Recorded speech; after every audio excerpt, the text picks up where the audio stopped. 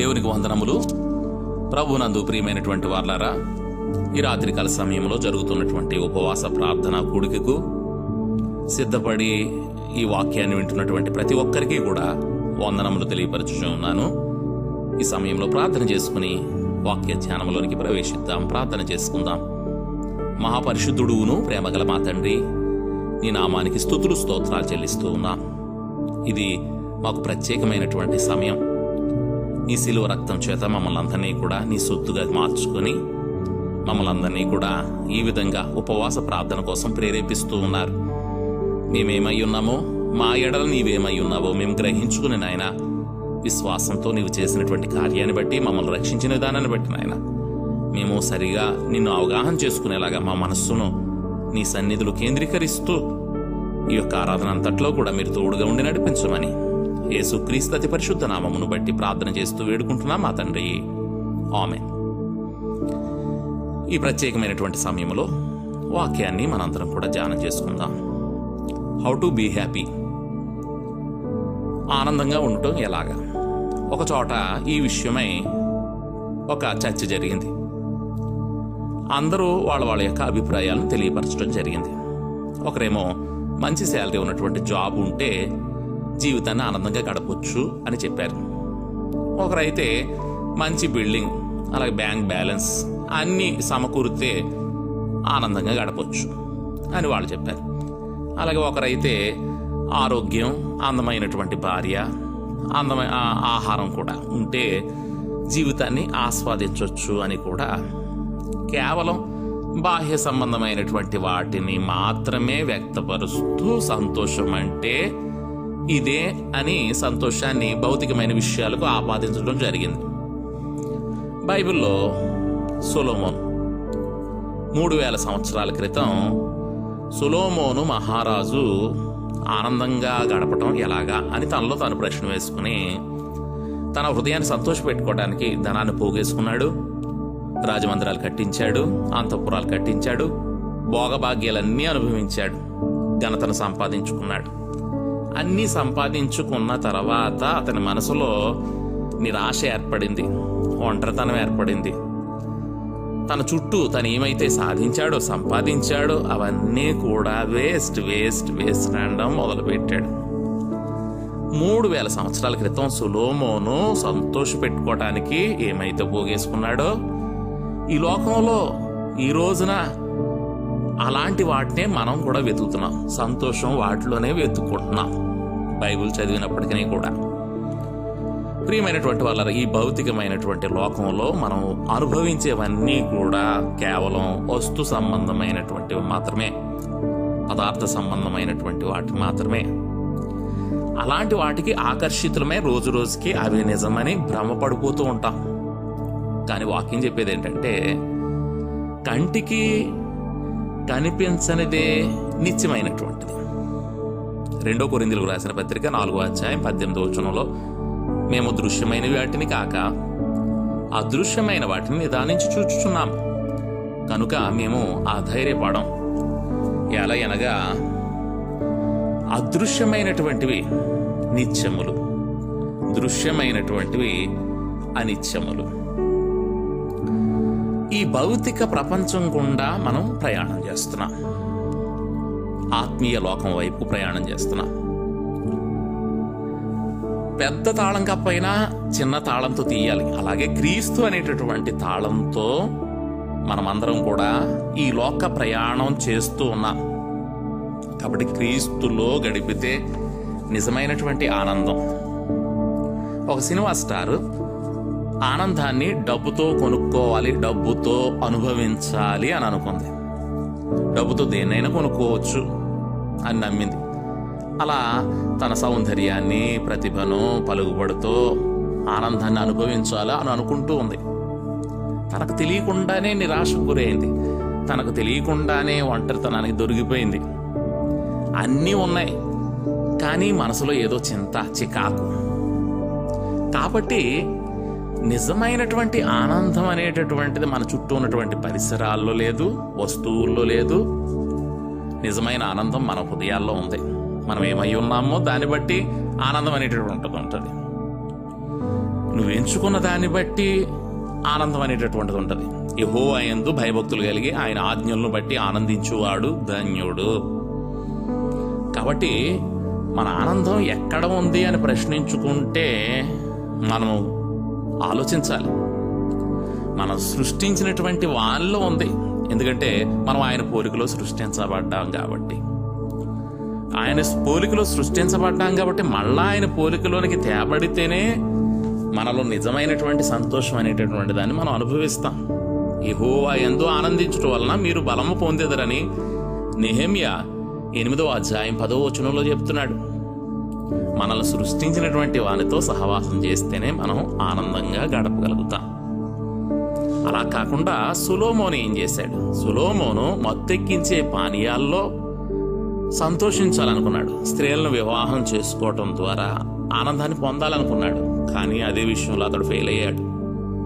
అందుకనే దేవుని వాక్యం ఎలా చెప్తుంది? తన మార్గము ఏర్పరచుకొనుట నరుని వశంలో లేదు. కనుక ఆనందాన్ని ఇచ్చేది దేవుడు కాకుండా ఏ అధికారం గాని, వాంఛ గాని, డబ్బు గాని, కీర్తి ప్రతిష్టలు గాని ఏది మనల్ని సంతోషపెట్టలేదు.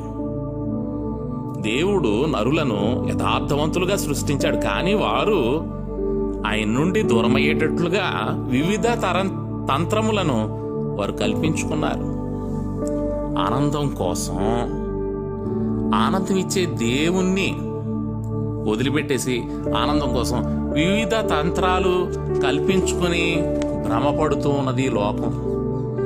కాబట్టి క్రైస్తవులంగా మనకు ఒక కన్ఫ్యూజ్ ఉంది ఈ లోకంలో, సాతాను బట్టి, లోక పరిస్థితులను బట్టి. వాక్యాన్ని ధ్యానం చేస్తున్నప్పుడు వాక్యంలో ఉంటే ఈ కన్ఫ్యూజ్ రాదు. కానీ లోకంలో ఉన్నటువంటి మనుషులతో మనం పోల్చుకుంటే మనం కన్ఫ్యూజ్ అవుతూ ఉన్నాం. ఎప్పుడు కన్ఫ్యూజ్ అవుతున్నామంటే లోకాన్ని చూసినప్పుడు. లోకంలో ఉన్న వాళ్ళందరూ కూడా బాగా డెవలప్ అవుతున్నారు. రాజకీయ నాయకులు, వ్యాపారులు, వీళ్ళందరూ కూడా బ్లాక్ మనీ సంపాదించుకుని వాళ్ళంతా ఆరోగ్యంగానే ఉన్నారు. నేనే ఎందుకు కష్టాలతో ఉన్నాను? ఇదే సమయంలో అపవాది ఈ అభిప్రాయాన్ని మనలో ఇంకా బలపరుస్తాడు. మనం గమనించుకోవాలి. మనం దేవుని చేత పిలువబడినటువంటి వాళ్ళం, లోకం నుండి ప్రత్యేకించబడినటువంటి వాళ్ళం. లోకానికి సంబంధించినటువంటి తీరు మనకు వర్తించదు. ఎందుకంటే దేవుడు అంతకంటే మించిన వాటిని మనకు అనుగ్రహిస్తాడు. అడుగు వాటన్నిటికంటేనో, ఊహించు వాటన్నిటికంటేనో అత్యధికంగా మనకు దయచేసేటటువంటి దేవుడు. గొలియాతును చూస్తే లోకం లేకపోతే ఇజ్రాయేలీలు చాలా ఆశ్చర్యపడ్డారు ఆ రోజున. కానీ దావీదు ఒక్క దెబ్బతో గొలియాతును అంతం చేశాడు. కాబట్టి లోకంలో ఉన్నవన్నీ కూడా మనకి ఆనందాన్ని ఇచ్చేటటువంటివిగా, గొప్పవిగా మనకు కనబడతాయి. కానీ అలాంటి భ్రమల్లోంచి విడిపించేటటువంటిదే దేవుని వాక్యం. కాబట్టి దేవుని వాక్యం అనేటటువంటి ఖడ్గంతో మనం ఖండించబడాలి. అప్పుడే నిజమైనటువంటి సంతోషాన్ని మనం అర్థం చేసుకోగలం. కాబట్టి దేవుని వాక్యం దగ్గరకు వచ్చేటప్పటికి అది మన అభిప్రాయాలను ఖండిస్తుందని మనం బాధపడతామేమో కానీ ఆ వాక్యపు ఖండింపుకు మనం లోనైనప్పుడు నిజమైనటువంటి సంతోషానికి గురవుతాం. అందుకనే కీర్తనల గ్రంథం 37వ కీర్తన 1-2 వచనములో, చెడ్డవారిని చూచి వ్యసన పడకము, దుష్కార్యములు చేయువారిని చూచి మత్సరపడకము, వారి గడ్డు వలె త్వరగా వాడిపోదురు. కాబట్టి దేవుడు మనల్ని ఏర్పరచుకుని నియమించుకున్నాడు సంఘంగా, ప్రత్యేకంగా. మోషే అందుకనే అల్పకాలం పాపభోగం అనుభవించుట కంటే క్రీస్తు విషయమైన నింద గొప్ప భాగ్యమని ఎంచుకున్నాడు. జే గ్రేగరీ మెంటల్ అనేటటువంటి ఆయన ఒక పుస్తకం రాశాడు. అందులో ఈ విధమైనటువంటి కథ రాయటం జరిగింది. ఒక సముద్రంలో అయస్కాంత శక్తి కలిగినటువంటి ఒక గొప్ప పర్వతం ఉందట. దానికి బ్రహ్మాండమైనటువంటి ఆకర్షణ శక్తి ఉందట. అది సముద్రంలో ఉన్నటువంటి ప్రతి ఇనుప మొక్కని కూడా ఆకర్షిస్తుంది. అవన్నీ ఆ పర్వతానికి వెళ్ళి అతుక్కుపోతున్నాయి. ఒకసారి ఒక షిప్ ఆ వైపుగా వెళ్ళిందనమాట. ఆ వైపుకి వెళ్ళినప్పుడు అది కొంచెం పక్కకి జరిగింది.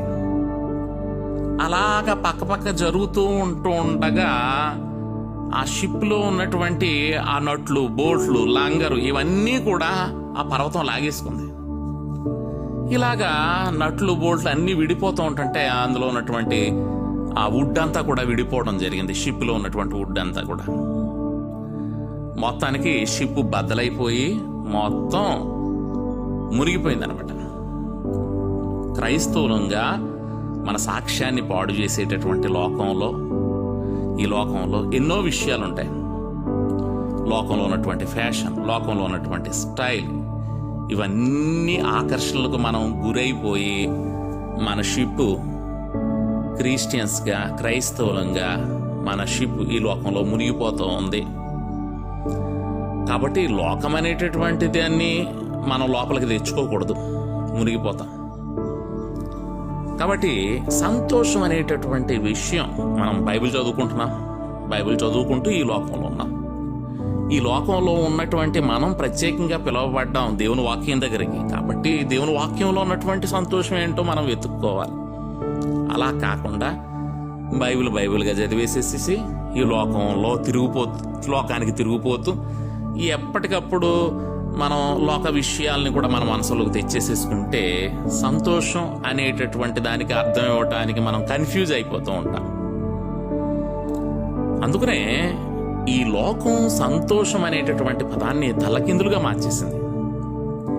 నీచమైన వాటిలో దౌర్భాగ్యమైన వాటిని ఆనందించేలా చేస్తుంది. తాత్కాలికమైనటువంటి వాటిని చెత్తను చూపించేసేసి ఇవే నిజమైనటువంటి ఆనందాన్ని ఇచ్చేవి అని వాటి పట్ల పోటీ పడేటట్లు చేస్తుంది. ఆ విషయాల్లో వ్యాపారం చేసేటట్టుగా చేస్తుంది.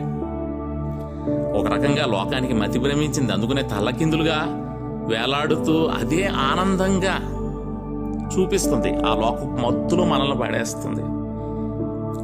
అందుకనే పరలోకంలో ఎప్పుడు ఆనందం అంటే లోక 15:10 ఒక పాపి మారు మనసు పొందితే పరలోకం సంతోషిస్తుంది. ఒకడు నాశనకరమైనటువంటి ఈ లోకాన్ని వదిలి మారు మనసు పొందితే ఆ విషయంలో పరలోకం ఆనందిస్తుంది. అందుకనే తప్పిపోయినటువంటి కుమారుడు ఇంటికి వచ్చినప్పుడు తండ్రి సంతోషపడ్డాడు. కాబట్టి లోకం ఎప్పుడు సంతోషిస్తుందంటే ఒకడు దౌర్భాగ్యుడు అయిపోతే వాడు లోకంతో కలిసిపోతున్నాడు కదా, ఆ విధంగా లోకం సంతోషిస్తుంది. కానీ అలాంటి దౌర్భాగ్యం నుండి ఒకడు బయటకు వస్తే పరలోకం సంతోషిస్తుంది.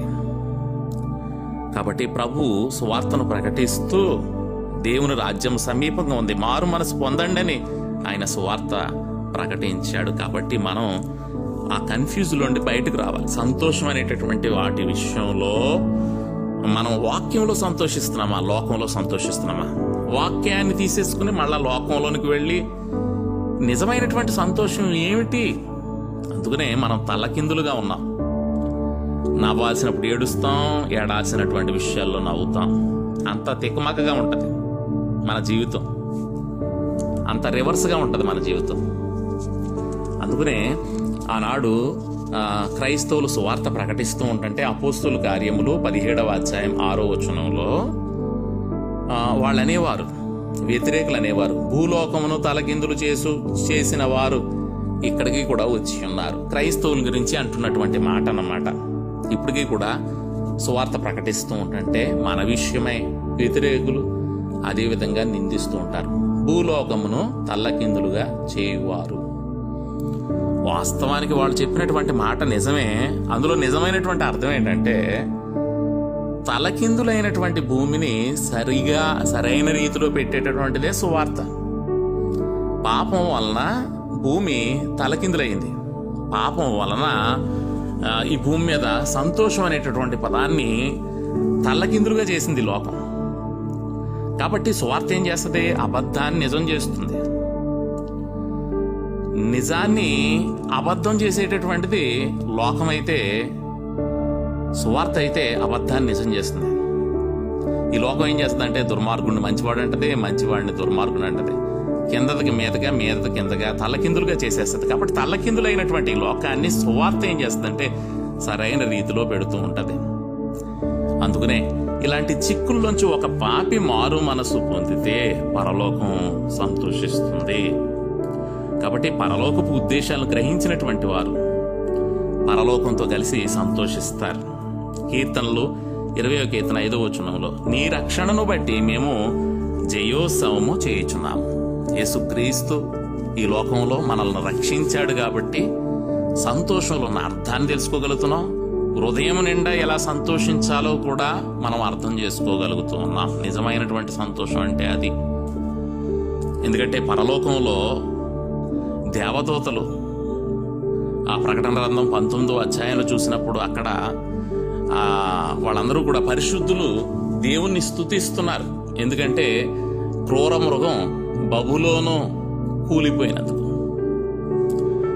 క్రికెట్లో ఇండియన్ టీం గెలిస్తే చుట్టూ ఉన్నటువంటి జనమంతా కూడా ఆ సక్సెస్ని ఎంజాయ్ చేస్తారు, ఆ విక్టరీని ఎంజాయ్ చేస్తారు.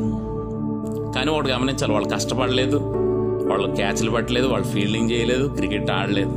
కానీ చుట్టూ స్టేడియంలో ఉన్నటువంటి వాళ్ళందరూ కూడా ఎంకరేజ్ చేసినటువంటి వాళ్ళు ఆ విక్టరీని అనుభవిస్తారు, సంతోషిస్తారు. ఇక్కడ కూడా అంతే. యేసు ప్రభు వారి యొక్క రక్షణను, సిలువలో ఆయన చేసిన కార్యాన్ని మనం స్తుతించాలి, హల్లెలూయా చెప్తూ ఉండాలి. ఎప్పుడైతే దేవుణ్ణి స్తుతిస్తూ ఉంటామో మనం సంతోషంగా ఉంటాం. ఎందుకంటే ఈ సాతానుడు ఏం చేశాడంటే అంత తలకిందులుగా మార్చేశాడు. మన నిజమైనటువంటి సంతోషాన్ని లోకపు సంతోషంలో చూపిస్తూ అదే నిజమైనటువంటి సంతోషం అని చెప్పేసి మనల్ని ఆ కన్ఫ్యూజ్లో ఉంచేశాడు. కానీ నిజమైనటువంటి సంతోషాన్ని యేసుక్రీస్తులో మనం చూడగలిగితే అప్పుడు మనం దేవుణ్ణి స్తుతిస్తూ ఉంటాం. ఉదాహరణకి పాల గ్లాసులో విషం కలిపేసినట్టుగా భూమి అంతటినీ కూడా సాతానుడు విషపూరితంగా మలిచేశాడు. అలాంటి విషాన్నంతటినీ కూడా సిలువలో యేసు ప్రభు వారు వేరుపరిచి ఆయన చనిపోయి పునరుద్ధానుడై తిరిగి లేచి నిజమైనటువంటి సంతోషాన్ని ఆయన చూపించగలిగాడు. అందుకోసమే మనం ఈ భూమి మీద ఉండి దేవుణ్ణి స్తుతించాలి, గణపరచాలి. కీర్తనల గ్రంథం 18వ కీర్తన 16వ వచనంలో, ఉన్నత స్థలము నుండి చెయ్యి చాపి ఆయన నన్ను పట్టుకొనెను, నన్ను పట్టుకుని మహాజలరాశులలో నుండి తీశాను. అంటే ఈ లోకపు లోతుల్లోకి మనం కూరుకుపోయాం. ఈ లోకపు లోతుల్లో కూరుకుపోయామంటే శిక్షలో ఉన్నాం. కానీ మన రక్షకుడైనటువంటి యేసుక్రీస్తు ఆ సముద్రంలో దూకి ఆ జలరాశుల్లో నుండి మనం తీసి రక్షించాడు.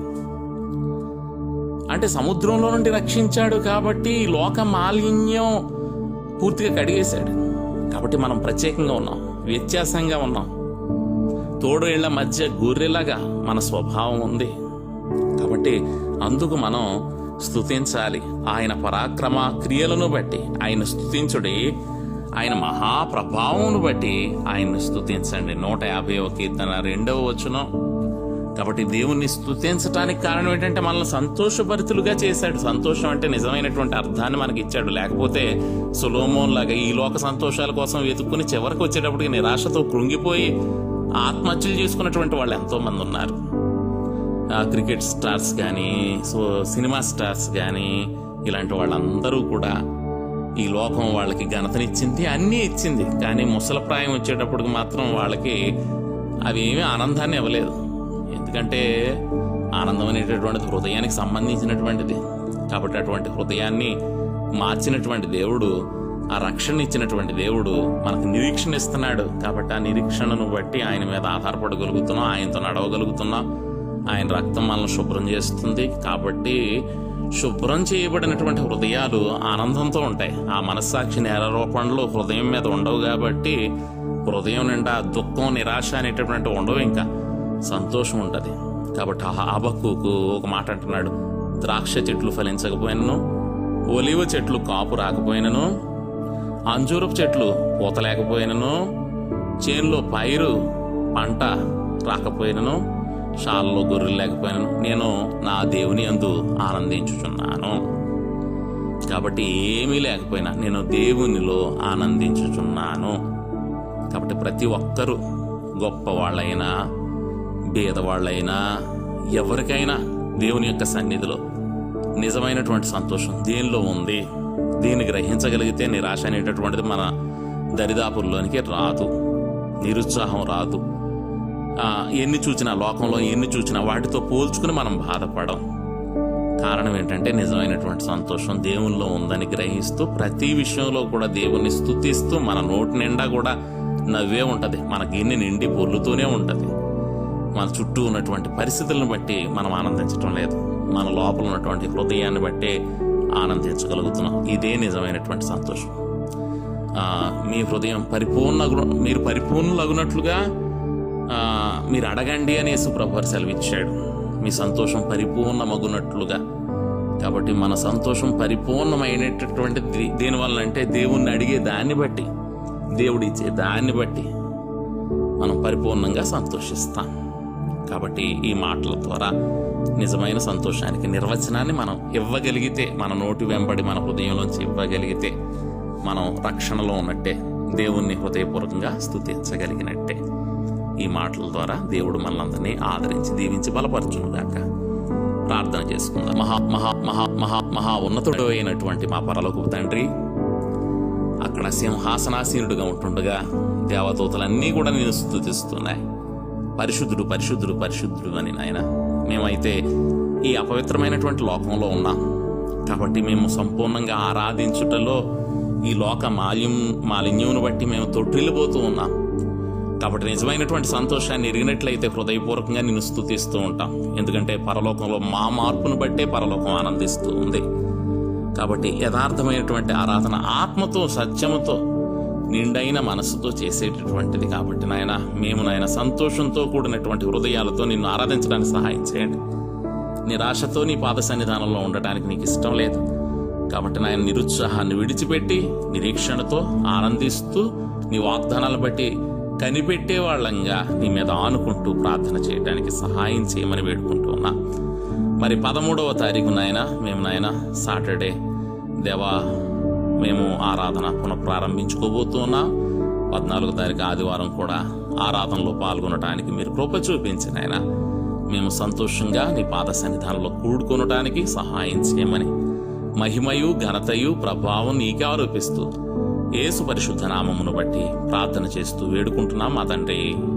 ఆమేన్. తండ్రి, కుమార పరిశుద్ధాత్మ త్రియక దేవుని సన్నిధి మనందరికీ తోడై నడిపించునుగాక. ఆమేన్.